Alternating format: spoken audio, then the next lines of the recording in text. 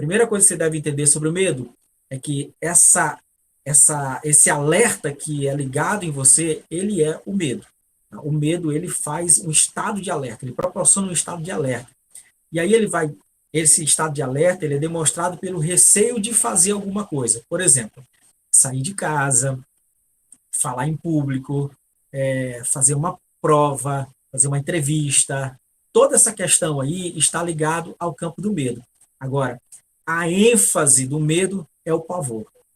O medo pode se transformar em uma doença que nós chamamos de fobia, quando passa a comprometer as relações sociais e causa sofrimento psicológico.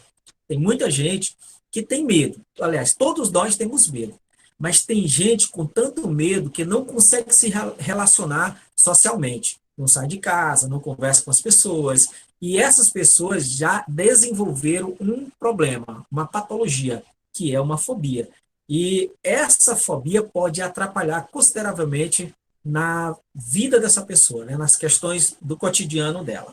Ao detectar um objeto fóbico, as amígdalas dispara imediatamente um comportamento de pânico.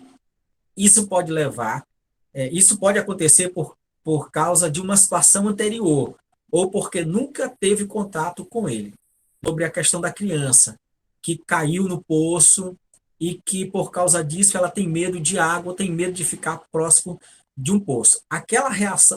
Essa reação é uma reação anterior ao momento traumático. E esse momento traumático acompanhou a vida dela e ficou ligado na resposta do pânico que está nas amígdalas. Cada vez que essa pessoa, mesmo já na fase adulta, ela olhar um poço, as amígdalas vai disparar um momento, imediatamente um comportamento de pânico.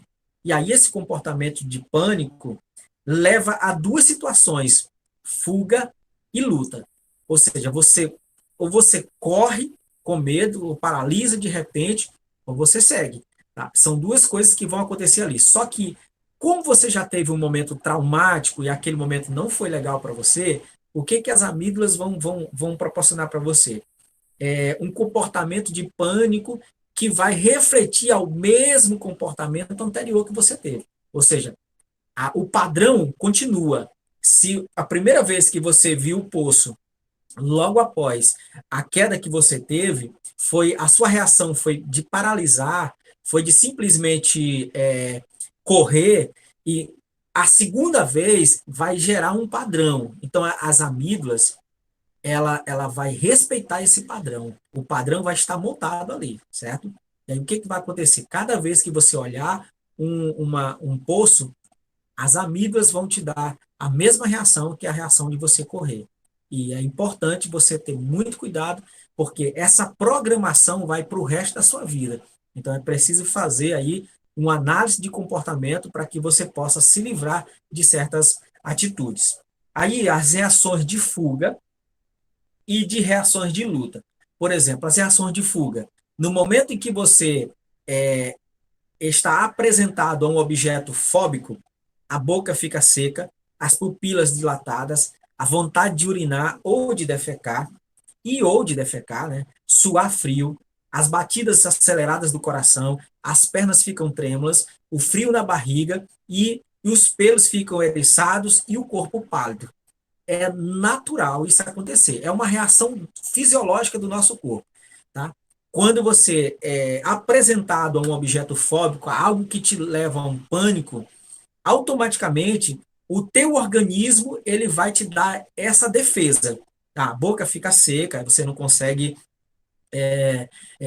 sentir, né, que a sua boca está muito seca, as pupilas ficam dilatadas, aí de repente quem está com a bexiga cheia acaba se urinando, tem gente que se urina, tem gente que está cheio, né, acaba evacuando, e aí pessoas começam a suar frio, o coração começa a acelerar, as pernas começam a tremer, e aí há um frio na barriga, e ao mesmo tempo você fica todo arrepiado, os pelos ficam eriçados e o corpo fica pálido. Você parece que o sangue fugiu. Você diz, ai meu Deus, o sangue fugiu agora e você não sabe o que fazer. Isso é uma reação normal. Uma reação normal. Isso, na verdade, é o que nós chamamos de síndrome de Kenner. E esse estudo foi feito principalmente com ratos, né? Os ratos foram submetidos a momentos em que eles tinham esse gatilho, né? Apresentado a situações de fóbicos, situações difíceis para eles, e eles traziam essas reações, e essas reações foram estudadas, e é o que hoje a gente chama de síndrome de Cannon. Tá? Então, as reações de luta é uma coragem excessiva, ir para cima e defender, pular muros, correr sem parar. Por exemplo, você pensa que nessa hora você fica sem nenhuma coragem, e ao contrário, algumas pessoas têm uma coragem enorme. Se alguém está sendo assaltado, a primeira reação que ele tem é de ir para cima do assaltante, de tomar arma, de brigar com ele e tal. Tudo é uma questão de programação da própria amígdala, né? O comportamento dele, cada vez que ele se comporta em determinadas situações, pode ser que nessa hora aquele comportamento seja reeditado, né? Ele pode ficar com medo, mas ele pode ficar com muita coragem. Ele pode pular muros muito altos para sobreviver, por exemplo. É uma reação instintiva, é uma reação própria do ser humano para que ele possa sobreviver.